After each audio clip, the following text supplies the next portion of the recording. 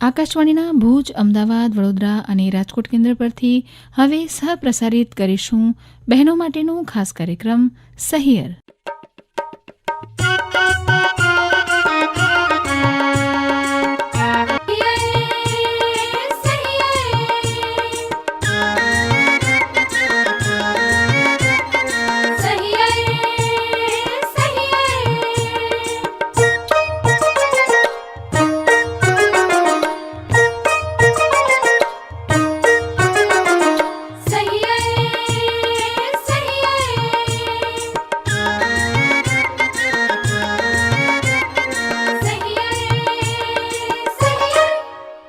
નમસ્તે બહેનો. નમસ્તે જિજ્ઞાબેન.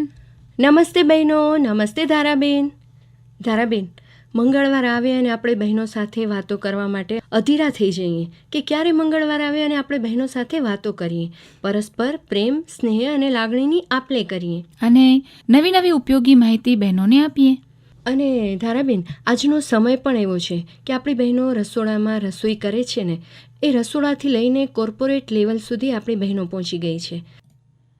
તો જિજ્ઞાબેન, આજે જ્યારે બહેનો પોતાના ઘરની બહાર પગ મૂકે છે અને પોતાના ક્ષેત્રમાં કામ કરે છે, ત્યારે બહેનોને ઘણી બધી સમસ્યાઓ નડે છે અને ત્યારે એને જરૂર પડે છે સ્વ બચાવની, એટલે કે સ્વરક્ષણની.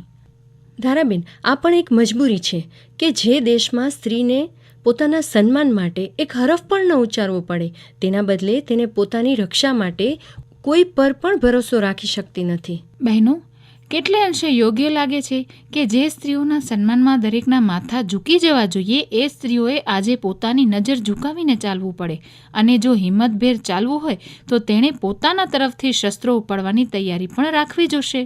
અને એટલે જ આપણને જરૂર પડે છે સ્વ સુરક્ષાની, એટલે કે સેલ્ફ ડિફેન્સની.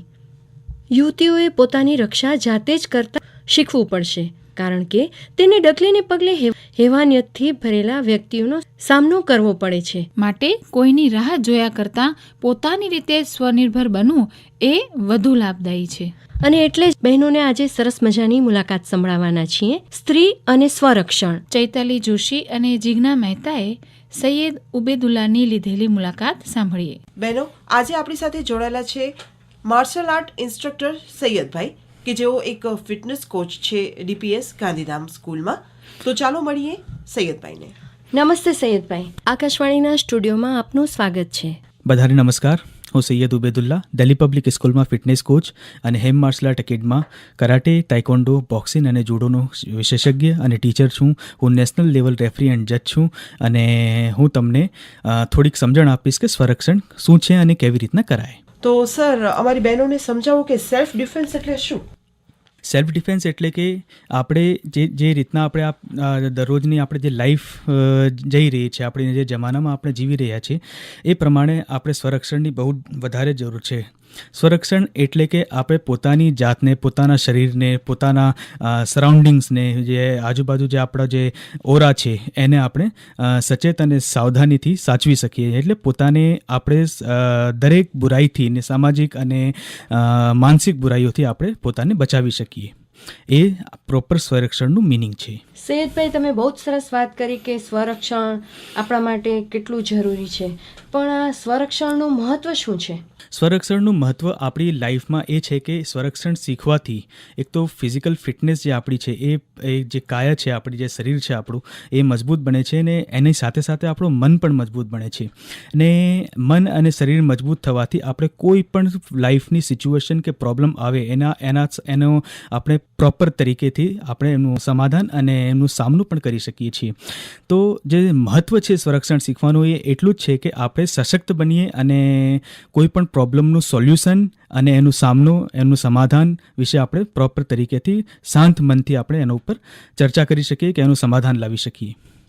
સૈયદ સર, આજના સમયમાં સ્વરક્ષણનું કેટલું મહત્વ છે? આજ જે સમય જઈ રહ્યું છે આપણું બહુ વધારે મોડર્નાઇઝ થઈ ગયું છે. એમના ગર્લ્સના માટે ખાસ કરીને જે છોકરીઓ છે એમના માટે એમ સમય એમ બહુ ખરાબ તો નથી, પણ જે કેસ આ પ્રમાણે થઈ રહ્યા છે, જે ક્રાઇમ રેટ વધી રહ્યું છે, એ પ્રમાણે આપણે જોઈએ તો મહિલાઓ માટે સંરક્ષણ એટલું બધું ઇમ્પોર્ટન્ટ થઈ ગયું છે કે મહિલાઓને દરેક જમાનામાં એક કમજોર અને શારીરિક રીતે બિલકુલ કમજોર તબક્કામાં રાખી છે.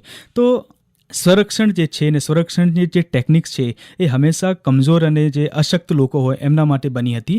આપણે સંરક્ષણની જે હિસ્ટ્રી પણ તમે જુઓ તો એમાં એ લોકો માટે જ હતી કે જે લોકો શારીરિક અને માનસિક રીતે અશક્ત હતા. તો એના માટે આ સંરક્ષણની તાલીમો ઘણી જગ્યાએ શરૂ થઈ. તો મહિલાઓ માટે સંરક્ષણ એટલા માટે ઇમ્પોર્ટન્ટ થઈ ગયું છે કે જે કુદરતે એમને સંરચના આપી છે, જે શરીર આપ્યું છે એ મેલ્સ કરતાં થોડુંક કમજોર આપ્યું છે. તો જો કોઈ મેલ ડોમિન્ટ કે મેલ જે પુરુષ પ્રધાન જે છે એમાં મહિલાઓને ડેવલપ થવા માટે કોઈ પ્રોબ્લેમ ના થાય.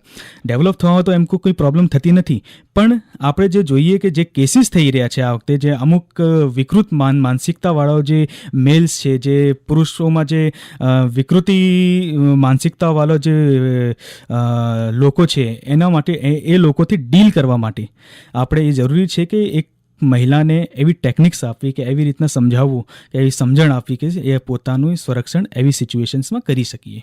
બહેનો, સૈયદભાઈ બહુ સરસ વાત કરી રહ્યા છે કે બહેનો માટે સેલ્ફ ડિફેન્સ કેટલું જરૂરી છે.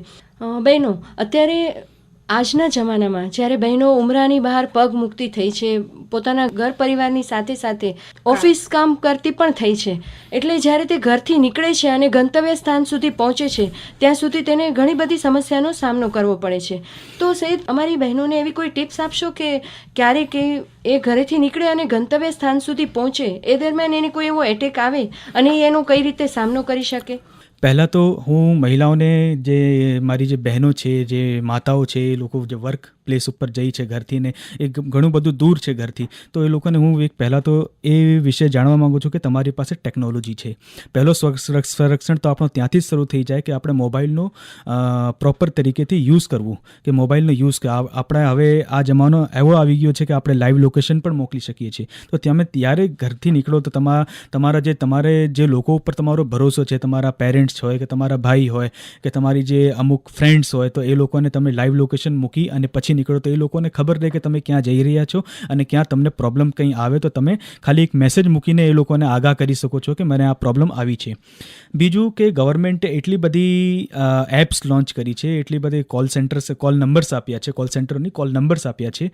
તો તમે એ નંબર્સ પોતાના મોબાઈલમાં સેવ રાખો અને એમનું ભરપૂર તમારે જે પ્રોબ્લેમ આવે at a time mind alertness સાથે ઉપયોગ કરવો. અને હા, તમે માર્શલ આર્ટ્સ કે સંરક્ષણ શીખશો તો તમારી જે મેન્ટલ એલર્ટનેસ છે એ વધશે. તો એ પ્રોબ્લેમમાં તમારે નંબર કાઢવું, નંબર લગાડવું, તો એમાં તમારો જો માઇન્ડ પ્રોસેસ છે એ થોડુંક ફાસ્ટ થઈ જશે ને તમે એ પ્રોબ્લેમમાં, એ સિચ્યુએશનમાં તમે ડીલ કરી શકશો. બીજું કે તમે જ્યારે ઘરેથી નીકળો ને તમે વર્ક પ્લેસ સુધી જાઓ તો તમારી પાસે એવી સામગ્રી જરૂરથી હોવી જોઈએ કે જે તમારે સંરક્ષણમાં ઉપયોગ લાગે છે, કે જે આપણું પેપર સ્પ્રે હોય કે સેફ્ટી પિન્સ હોય કે પછી સ્મોલ નાઇફ્સ, જે નાના નાઇફ્સ આવે એ હોય, કે એવી ઘણી બધું કરંટવાળા ઉપકરણો તમે નેટ ઉપર એમેઝોન ઉપર તમે ઘણી બધી વસ્તુઓ મંગાવો છો. હા, તમે ઘણી બધી વસ્તુઓ એમેઝોન અને ફ્લિપકાર્ટથી મંગાવો છો, તો આપણા સંરક્ષણ માટે પણ એવા ગેજેટ્સ છે જે તમે મંગાવી શકો છો. તમે સર્ચ કરશો તો તમને ઘણા બધા ગેજેટ્સ આવા મળી જશે, કે કરંટવાળી પેનો આવે છે, કે કરંટવાળી વસ્તુઓ આવે છે, પિનવાળી વસ્તુઓ આવે છે. ડાયરેક્ટ તમારો જે લોકેશન છે તમને એવી પ્રોબ્લેમ્સમાં જ્યારે તમે થાવ તો તમે ડાયરેક્ટ ખાલી તમારે બટન દબાવો અને તમારો જે લોકેશન છે પોલીસ સ્ટેશન, નજદીકી પોલીસ સ્ટેશન ઉપર પહોંચી જાય, કે તમારા જે સરાઉન્ડિંગ્સ છે એ લોકો તમારી સિચ્યુએશનથી અવેર થઈ જાય અને તમને મદદ કરે. તો એવી ઘણી બધી વસ્તુઓ છે જે તમે પોતે રિસર્ચ કરીને તમારી શકો, કે ગૂગલ બધાની પાસે છે અને આપણે બધા જ એનો જે સદુપયોગ જે કરવું જોઈએ એ આપણે કરતા નથી. તો એનો સદુપયોગ આ પ્રમાણે થવો જોઈએ કે જો તમારે પોતાનું સંરક્ષણ કરવું હોય તો પહેલાં સંરક્ષણને જાણવું પડશે કે કેવી રીતના સંરક્ષણ કરી શકાય છે. જરૂરી નથી કે તમે દરેક જગ્યાએ લાત અને ભૂસા મારીને તમે કોઈને ધરાશાયી કરી દો, પણ અમુક જગ્યાએ તમારે તમારો જે બ્રેન છે, તમારો જે ભગવાને આટલું બધું કુદરતનું મોટું અજુબો આપણે માનવીને આપ્યું છે, તો એનો આપણે સદુપયોગ કરીને પણ આવી સિચ્યુએશનથી ડીલ કરી શકીએ છીએ. સૈયદ સર, હું તમને હમણાં એ જ પ્રશ્ન પૂછવા જતી હતી કે સંરક્ષણ માટે શારીરિક રીતે તો ફિટ હોવું જરૂરી છે, પણ સાથે માનસિક ફિટનેસ પણ હોવી જરૂરી છે. બિલકુલ બિલકુલ, શારીરિક રીતે ફિટનેસ તો ઇમ્પોર્ટન્ટ છે જ, કેમ કે તમે શરીરથી અશક્ત હશો એટલી તો તમારી ફિટનેસ હોવું જોઈએ કે તમે જો આવી પ્રોબ્લમમાં ફસાઓ કે આવી પ્રોબ્લમ તમને ફેસ થાય તો તમે અમુક કિલોમીટર સુધી નાઠી શકો, અમુક સ્ટ્રેન્થ તમારા બોડીમાં હોવી જોઈએ કે તમે હેન્ડલ કરી શકો. એક એવરેજ મેલ જે હોય એટલી સ્ટ્રેન્થ તમારામાં હોવી જોઈએ કે તમે એની સાથે ડીલ કરી શકો આવી સિચ્યુએશન્સમાં. પણ શરીર કેટલું પણ મજબૂત હોય, જો તમારું મન અશાંત અને સ્થિર નહીં હોય અને તમારું મન સ્ટ્રોંગ નહીં હોય તો તમે આવી પ્રોબ્લમથી જે ફેસ કરવી જોઈએ આવી પ્રોબ્લમ એ તમે ફેસ નહીં કરી શકો. એનું કારણ એ છે કે જો કોઈ ગંભીર સિચ્યુએશન તમારી સામે ઊભી થઈ તો લોકો પેનિક થઈ જાય, એકદમ પેનિક થઈ જાય, નર્વસ થઈ જાય, હાથ પગ ધ્રુજવા લાગે, પસીનો આવી જાય અને સામેવાળાને પણ એ ખબર પડી જાય કે આ માણસ ડરી ગયેલું છે. તો જો સામેવાળાને એ ખબર પડી ગઈ કે આ માણસ ડરી ગયેલું છે અને હવે એની સિટ્ટી પિટ્ટી ગુમ થઈ ગઈ છે અને હવે આપણે એનો લાભ લઈ શકીએ, તો તમારે એ રિએક્શન ના દેવું. એના માટે તમારે ઘણી બધી પ્રેક્ટિસ કરવી પડશે. યોગા કરો, તમે તમારા મનને શાંત રાખો, ગંભીર સિચ્યુએશન આવવાની તમે પ્રેક્ટિસ કરો. તમે વિચારો કે જો એવી સિચ્યુએશન તમારી સાથે થાય તો પેનિક નહીં થવાનું અને આપણે શાંતિથી એને ડીલ કરવાની. જો તમે વિચારશો ને, આપણે વિચારતા નથી. જ્યારે આપણે એકલા બેઠા છીએ તો આપણે પોતાને ટાઈમ નથી આપતા. આપણે વિચારવું તો આપણે ઘણી બધી વસ્તુઓ આપણે કરી શકીએ. માનવને મગજ આપ્યું છે કલ્પનાઓ માટે, એ આપણે કલ્પનાઓ નથી કરતા. તો આપણે 5 મિનિટ 10 મિનિટ દિવસમાં બેસીને આપણે એમ વિચારો કે જો એવી સિચ્યુએશન મારી પાસે થાય તો હું શું કરીશ. તો જ્યારે તમારી પાસે રિયલી એવી સિચ્યુએશન તમારી સામે આવશે તો તમે એને પ્રોપર તરીકેથી હેન્ડલ કરી શકશો. એના માટે તમારે સાયકોલોજીકલી બહુ સ્ટ્રોંગ થવું પડશે. કેમ કે આપણા બોડીમાં ઘણા બધા હોર્મોન્સ હોય છે જે અમુક વસ્તુઓ જેવી આવી રીતે પેનિક સ્થિતિમાં આવે. એક એન્ડોક્રાઇન ગ્લેન્ડ હોય આપણે બોડીમાં કિડનીના ઉપર, એ endocrine gland endocrine hormones release કરે ને એ આપણે ફાઇટ, ફ્લાઇટ અને ફાઇટ એ 3 વસ્તુઓ માટે ઉકસાય છે.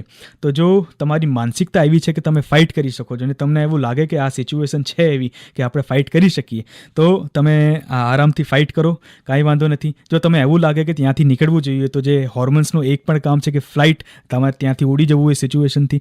અને ફ્લાઇટ, તો ડર તો પહેલાં જ, ડર એ તમારું હથિયાર હોવું જોઈએ, ના કે તમને એ ડર દબાવી દે. જો તમને ડર નહીં હોય તો તમે અવેર નહીં રહ્યો. તમારા સરાઉન્ડિંગથી તમે અવેર રહેવા માંગો છો તો જરાક મામૂલી ડર હોવું જરૂરી છે, કેમ કે મામૂલી ડર તમને થોડુંક અવેર રાખશે, થોડું સચેત રાખશે. પણ એમ નહીં કે ડરથી પછી તમને નર્વસનેસ ફીલ થવી જોઈએ કે નર્વસનેસ ફીલ થઈ જાય કે તમે ડિપ્રેશનમાં આવી જાઓ, કે એવું ન થવું જોઈએ. ડરને હથિયાર બનાવવું મતલબ કે એ ડરથી તમારે અવેર રહેવું, આપણા સરાઉન્ડિંગ્સથી અવેર રહેવું, આપણે સિચ્યુએશન, આપણે જે લોકોને ઓળખીએ છીએ એ લોકોથી અવેર રહેવું. તો એ બધું છે કે જે આપણે મનથી કેવી રીતે આપણે સ્ટ્રોંગ થઈ શકીએ, મનથી આપણે કેવી રીતે આ સિચ્યુએશન્સથી આપણે ડીલ કરી શકીએ. ઘણા બધા બોડીમાં આવા સિચ્યુએશનમાં હોર્મોન્સ લેવલ બગડે જ છે. એ હોર્મોન્સ લેવલ બગડવાથી બોડીનું આખો બેલેન્સ જતો રહે, માઇન્ડનું આખો બેલેન્સ જતો રહે, બ્રેન ટોટલી બ્લેન્ક થઈ જાય. તો એ બધી સિચ્યુએશન્સની તમારે કલ્પનાઓથી તમારે પ્રેક્ટિસ કરવી પડશે. ભગવાન ના કરે કે તમારી સાથે એવું ક્યાંય થાય, હું તો એવી પ્રાર્થના કરું છું કે કોઈના સાથે ન થાય, પણ થાય જ છે આજે પણ. દરેક 1 કલાકમાં કે અડધી કલાકમાં કોઈક ને કોઈક સ્ત્રીઓ સાથે આવું બનાવ બનતા જ હોય છે. જો એ માનસિક રીતે સશક્ત હશે તો એ આ સિચ્યુએશન્સને બહુ સારી રીતના હેન્ડલ કરી શકશે, બહુ સારી રીતના એને ફેસ કરી શકશે. તો મેન્ટલ ફિટનેસ પણ એક બહુ ઇમ્પોર્ટન્ટ વસ્તુ છે કે તમારે મેન્ટલ ફિટનેસ લાવવી જોઈએ. ને એ બધું તમે સાયકોલોજી ને બીજા જે સબ્જેક્ટ છે એમને વાંચીને ને એની સમજ ઊભી કરીને પછી તમે લાવી શકો છો. સૈયદભાઈ, તમે વાત કરી કે આપણે શારીરિક સ્વસ્થતાની સાથે માનસિક સ્વસ્થતા પણ એટલી જ જરૂરી છે.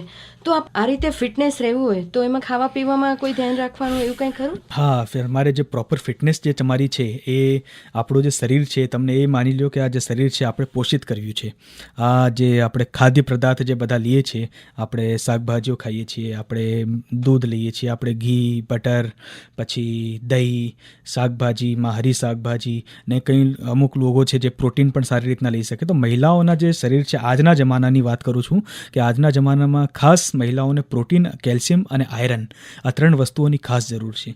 જો તમને પ્રોટીનની કમી હશે બોડીમાં તો તમારા જે જોઈન્ટ્સ છે, તમારા બોડી ફિઝિકલ જે પોસ્ચર છે એ પોસ્ચર ખરાબ થશે. એમાં આપણે જે હું ટેકનિકલી કહું તમને તો કાઇફોસિસ, સ્કોલિયોસિસ અને એવા બધા જે ટેકનિકલ ટર્મ્સ છે જે તમારી રીઢની હડ્ડીને ખરાબ કરે છે, એવા બધા પોસ્ચર્સ જે મેડિકલ સાયન્સમાં કે ફિઝિયોથેરાપિસ્ટ જે છે એ લોકો બતાડે છે. પણ એનું કારણ એ જ છે કે મહિલાઓ પ્રોપર ડાયટ નથી લેતી.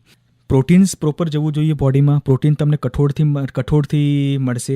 જે તમે કઠોળ ખાઓ છો, મૂંગ ખાઓ છો, ચણા ખાઓ છો, પછી તમે ડેરી પ્રોડક્ટ જેટલા લો છો ત્યાંથી તમે પ્રોટીન્સ મળશે. મિલ્કમાંથી પ્રોટીન મળશે તમને. મલાઈ લોકો કહે કે મલાઈ ના ખાવી, મલાઈ ખાઓ તો જાડા થઈ જાઓ, પણ તમે મહેનત કરશો તો જાડા નહીં થાઓ. તમે ઘી ખાશો ને જાડા નહીં થાઓ, તમે બટર લેશો તો જાડા નહીં થાઓ જો તમે મહેનત કરતા હશો. જો તમે અડધો કલાક, પોણા કલાક, 45 મિનિટ કે 1 કલાક તમે મહેનત કરશો તો તમારા જે બોડીમાં છે એ ફેટ પ્રમાણ નોર્મલ રહેશે. જે બોડીની જરૂર છે એ પ્રમાણે જ રહેશે. ફેટ પણ બોડીમાં માટે ઇમ્પોર્ટન્ટ છે. જે લોકો અમુક જે છોકરીઓ છે ઝીરો ફિગર માટે ગમે તે કરવા માટે તૈયાર હોય છે, પણ એમને લોકોને હું કહું છું કે બોડી માટે ફેટ પણ એટલો જ જરૂરી છે. કેમ કે બોડીમાં જે ફેટ છે એ વિટામિન્સ આપણા જે બોડીમાં હોય એ વિટામિન્સ સ્ટોર કરે છે. જો તમારી બોડીમાં ફેટ પ્રમાણ ઓછું હશે તો વિટામિન્સ બોડીમાં સ્ટોર નહીં થાય, જે સ્ટોર થવાવાળા વિટામિન્સ હોય. અને વિટામિન તમારી સ્કિન માટે, તમારી આઈઝ માટે, તમારા હેર્સ માટે, તમારી મેન્ટલ પ્રોસેસ માટે ઘણા બધા સારા છે. બીજા કે જે ડાયટ છે એ પ્રોટીન્સ જો તમે સારા લેશો તો તમારું પોસ્ચર, કેલ્શિયમ જો તમે સારા લેશો તમારી બોન્સની ડેન્સિટી વધશે. કેમ કે અમુક એજમાં કે 30 પછી એવા રિઝલ્ટ આવ્યા છે કે 30 પછી યા 32 પછી મહિલાઓમાં જે બોન્સ જે છે એની ડેન્સિટી ઓછી થઈ જાય છે. તો એ ડેન્સિટી તમારા એક લાંબી ઉંમર સુધી બરાબર રાખવી હોય તો તમારે કેલ્શિયમ પ્રોપર પ્રમાણમાં લેવું પડશે. બીજી વાત એ છે કે આપણે મહિલાઓની શરીરની રચના જેવી છે કે એમાં એનિમિયા જે ડિઝીઝ છે એની પ્રોબ્લેમ થાય છે. તો એના માટે તમારે બચવું હોય તો તમારે આયરનનું સેવન વધારે કરવું પડશે. આયરનનું સેવન માટે કે તમે લોહો ચાટી લો એમ નહીં. આયરનનું સેવન માટે તમારે એપલ્સ, જે સેબ છે, એપલ છે, પાલક છે, પછી જે હરી ભાજીઓ છે, હરી શાકભાજીઓ છે, એ બધે તમારે સેવનમાં લેવી પડશે. તો ડાયટ આપણે શરીરને એવી જ રીતના સશક્ત બનાવી શકીએ કે પહેલાં તો આપણી ડાયટ ઇમ્પોર્ટન્ટ છે, પછી એક્સરસાઇઝ. કેમ કે જે ઈંધણ આપણે બોડીને ચાલવા માટે જોઈએ છે એ વધારે ઇમ્પોર્ટન્ટ, એની ક્વોલિટી વધારે સારી હોવી જોઈએ. જો તમે સારો ઈંધણ ગાડીમાં નહીં નાખો, સારું પેટ્રોલ તમારી ગાડીમાં નહીં નાખો તો એ ગાડી, કે સારો ઓઇલ તમારી ગાડીમાં નહીં નાખો તો એ ગાડી બરાબર તરીકેથી ફંક્શન કરશે જ નહીં. તો એના માટે તમારા માટે ઇમ્પોર્ટન્ટ એ છે કે તમે શરીરમાં શું નાખો છો, કયા ખાદ્ય પદાર્થ તમે નાખો છો. તમે માર્કેટમાં મળતા પડીકા ખાઓ છો કે પડેલું ખાદ્ય છે જે સવારે નાસ્તામાં બન્યું હતું એ રાતે સારું જમવાનું ન બન્યું તો એ ખાઈ લીધું, તો એવું નહીં કરવાનું. તાજું ખાવાનું રાખો તમે. મારો આગ્રહ એ છે કે તમે જે ફ્રેશ ફૂડ છે એ ખાઓ. મેઇન જે 3 વસ્તુ છે પ્રોટીન, કેલ્શિયમ અને આયરન, એ 3 વસ્તુઓ પર વિશેષ મહિલાઓને ધ્યાન આપવું જોઈએ. પછી જ તમારું સ્વરક્ષણ શરૂ થશે. એ ઇમ્પોર્ટન્ટ છે. સૈયદ સર, આમ તો આપણું આ ઓડિયો માધ્યમ છે તો છતાં પણ તમે અમારી બહેનોને એવી કોઈ ટેકનિક હોય કે જેનાથી પોતાનું સંરક્ષણ કરી શકે તો એના વિશે તમે જણાવી શકો તો? બિલકુલ. બહુ સરસ પ્રશ્ન તમે પૂછ્યું બેન. જે સંરક્ષણની જે કલા છે એ બોડીના જે વીક પોઈન્ટ છે, મેં એમ સ્ટાર્ટિંગમાં તમને કીધું હતું, શરૂઆતમાં મેં તમને એમ જણાવ્યું હતું કે સંરક્ષણ હંમેશા જે આપણો જે કમજોર વર્ગ છે, ગૌતમ બુદ્ધ હતા, ગૌતમ બુદ્ધથી પહેલાં બોધિ ધર્મ હતા, તો એ જે કમજોર વર્ગ તો ભિક્ષુક હતા, જે સાધુ સંતો હતા, એના માટે બન્યો હતો. કેમ કે મોટા રાજવીઓ, મહારાજાઓ એના ઉપર હુમલો કરતા ક્યારેક, અને લોકો એમને ક્યારેક હેરાન કરતા. તો એ લોકો માટે સ્વરક્ષણ આવ્યું અને જે સંરક્ષણ જે કલા છે એ જન્મ લીધી.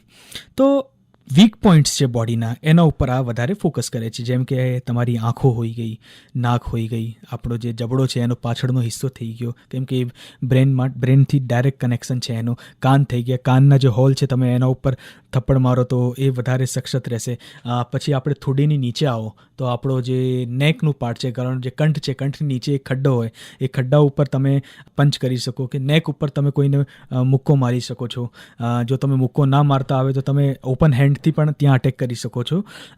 એના પછી નીચે આવો તો આપણે ચેસ્ટ, અને ચેસ્ટ તો બહુ સ્ટ્રોંગ પાર્ટ હોય, પણ જે ચેસ્ટની એક્ઝેક્ટ નીચે જ્યાં એક જ્યાં તમારી પસલીઓ પૂરી થાય તો ત્યાં જ એક ખડ્ડો આવે, એને ઇંગ્લિશમાં સોલાર પ્લેક્સ કહેવાય. તો એ સોલાર પ્લેક્સ બહુ વીક વસ્તુ છે. ત્યાં માણસનું હાર્ટ હોય અને ત્યાં લીવર પણ, રાઈટ સાઈડ લીવર પણ હોય ને એની નીચે હાર્ટનું એક જરાક પાર્ટ નીકળેલું હોય છે. ત્યાં કોઈ સેફટી નથી હોતી. જો તમે ત્યાં મારવાનું સક્ષમ થાઓ તો એ પણ સારું છે.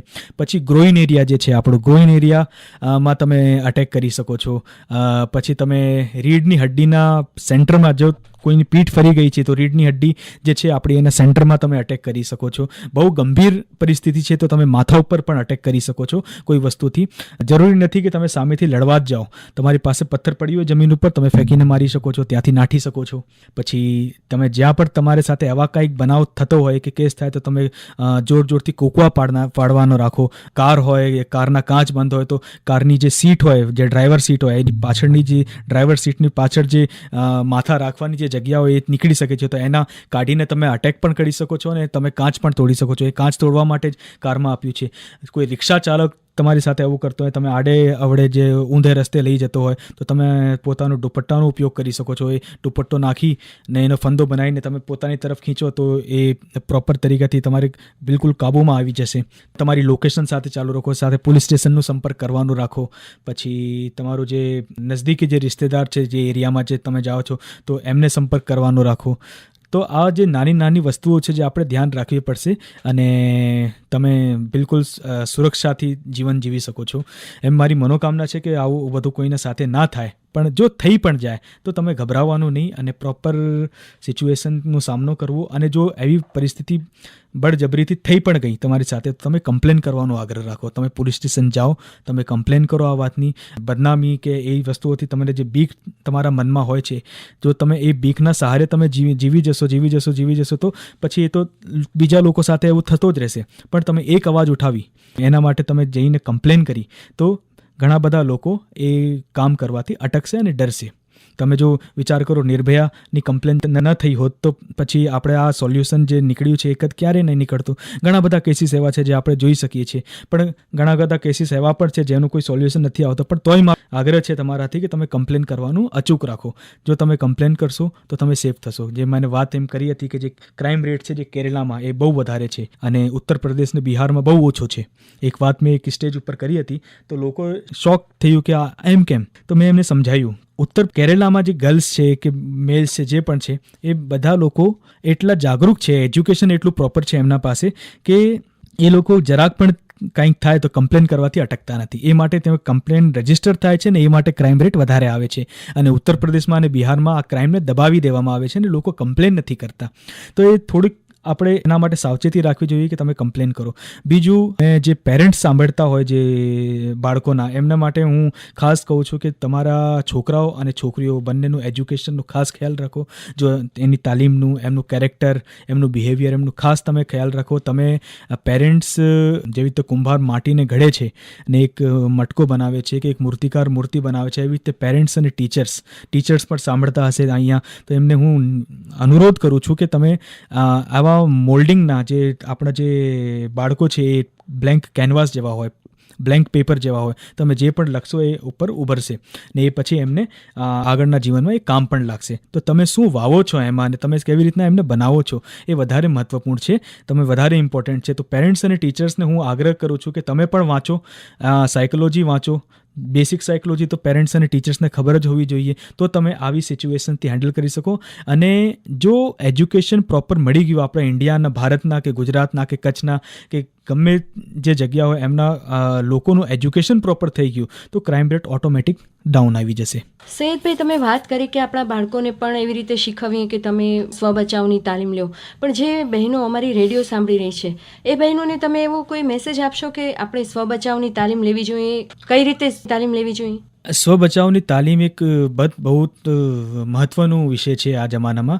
ને તમે તમારા જે નજદીકી જે સેન્ટર્સ છે, તમે જ્યાં પણ રહેતા હો, તમારા વિલેજ હોય કે તમારું જે ગામ હોય કે જ્યાં પણ નજદીકી સેન્ટર્સ હોય ત્યાં તમે જઈને ઇન્સ્ટ્રક્ટર્સ હશે, ત્યાં કોઈને કોઈ કરાટે શીખાતા હશે, કોઈ તાઇકોન્ડો શીખવાડતા હશે, કોઈ બોક્સિંગ શીખવાડતા હશે, જેમ ગમે તે માર્શલ આર્ટ હોય તમે શીખવાનું ચાલુ કરો ત્યાં જઈને. અને આપણા ગૂગલ પ્લે ઉપર ઘણા બધા એપ્સ છે, તમે ત્યાં પરથી પણ શીખી શકો છો. બીજું કે આપણો જે યુટ્યુબ છે, તમે યુટ્યુબનો ઘણો બધો ઉપયોગ કરો છો, તો તમે થોડુંક ટાઈમ કાઢીને તમે યુટ્યુબ ઉપર તમે જઈને female self defence how to learn that self defence online, તો ઓનલાઈન ઘણા બધા એવા શિક્ષક છે જે ઓનલાઈન સંરક્ષણ શીખાય. જો કે ઓનલાઈન તમે વધારે ન શીખી શકો, પણ એટલું તો શીખી શકશો કે તમારે માઇન્ડમાં રહેશે કે અમુક પરિસ્થિતિમાં શું કરવું. તો સ્વરક્ષણ એક કલા છે, પોતાને બચાવવું એક કલા છે. જો તમે પોતે સેફ થઈ ગયા તો તમે બીજા પાછળને ઘણા બધાને સેફ કરશો. તો આપણો ઇન્ડિયન આર્મીનો પણ એ જ, આપણે ભારતીય જે સેના છે એમનું પણ એ જ મોટો છે કે અમે આગળ સેફ છીએ તો પાછળ બધા સેફ છીએ.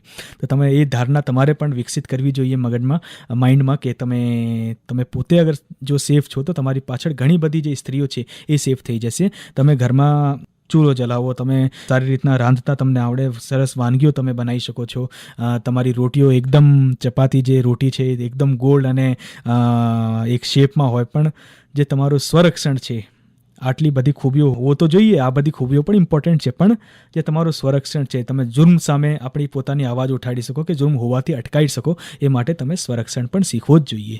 સૈયદભાઈ, આજે તમે અમારા સ્ટુડિયોમાં આવ્યા અને અમારી બહેનોને બહુ સરસ મજાની વાતો કરી કે સેલ્ફ ડિફેન્સ શું છે, સ્વ બચાવની તાલીમ કઈ રીતે લઈ શકાય, કેવી રીતે લેવી જોઈએ, કોની પાસે લેવી જોઈએ, અને એનાથી કેટલા બધા ફાયદા હોય છે.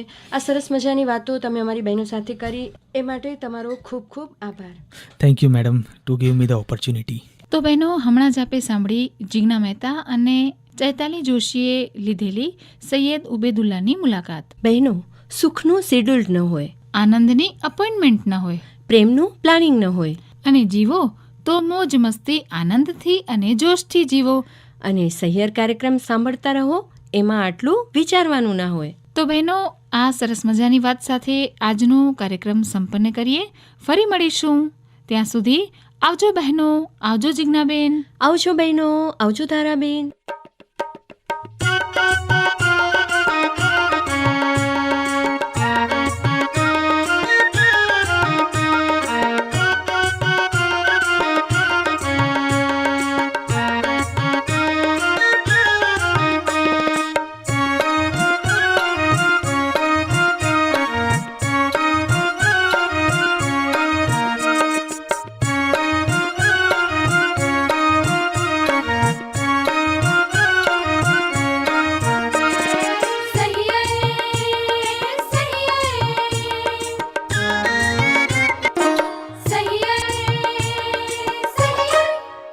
આકાશવાણીના ભુજ, અમદાવાદ, વડોદરા અને રાજકોટ કેન્દ્ર પરથી સહપ્રસારિત થયો બહેનો માટેનો ખાસ કાર્યક્રમ સહિયર.